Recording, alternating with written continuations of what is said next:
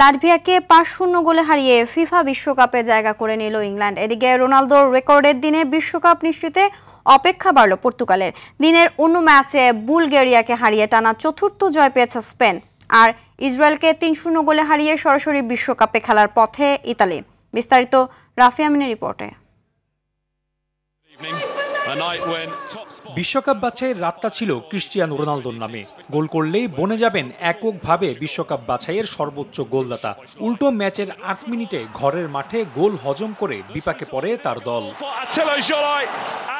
তবে ম্যাচের ২২ মিনিটে নেলসন সেমেদোর নিখুঁত ক্রসে দলকে সমতায় আনার পাশাপাশি ইতিহাস গড়েন CR7।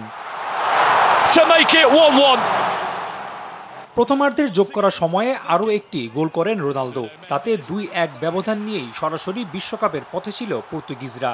তবে ৯০ মিনিটে ডমিনিক সোবোসলাইয়ের গোলে ড্র হয় ম্যাচ। তাতেই অপেক্ষা বাড়ল পর্তুগালের।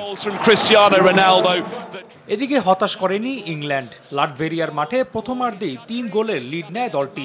২৬ মিনিটে অ্যান্টনি গর্ডন করেন প্রথম গোল। এরপর ৪৪ মিনিটে হ্যারি কেইন করেন দ্বিতীয় গোল। যোগ করার সময় পেনাল্টি থেকে ব্যবধান ৩-০ করেন তিনি।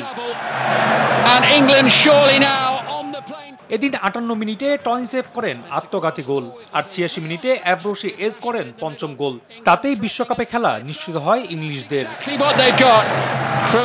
দিনের অন্য ম্যাচে বুলগেরিয়াকে ৪-০ গোলে হারিয়েছে স্পেন।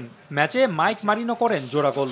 এদিন আটানাস চার্নেভ করে আত্মঘাতী গোল, আর যোগ করার সময়ে ওয়ার্ডজাবালের পেনাল্টি থেকে ৪-০ গোলের জয় পায় দলটি। তাতেই ১২ পয়েন্ট নিয়ে ই গ্রুপের শীর্ষে স্পেন। রাফি আমিন, RTV।